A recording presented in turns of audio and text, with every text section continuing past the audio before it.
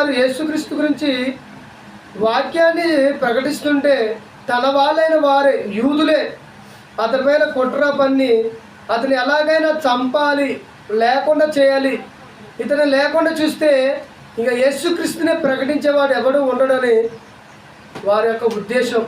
ఈరోజు కూడా చాలామంది ప్రతి క్రైస్తవుని లేకుండా చేస్తే మరి యేసుక్రీస్తుని లేదా సువార్తను ప్రకటించకుండా ఆపొచ్చు అని ఎన్నో ప్రయత్నాలు జరుగుతున్నాయి. ప్రియమైన దేవుని అన్నారా, ఆ రోజు సువార్తను అడ్డగించిన వాళ్ళు ఎందరో ఉన్నా కానీ సువార్త మాత్రం ఎక్కడ కూడా ఆగలేదు. అపోస్తలుడైన పౌలు గారిని చెరసాలలో వేసినా కానీ సువార్త ఆగిందా? ఆగలేదు. సువార్తను చెరసాలలో కూడా ప్రకటించినట్లు మనకి తెలుసు.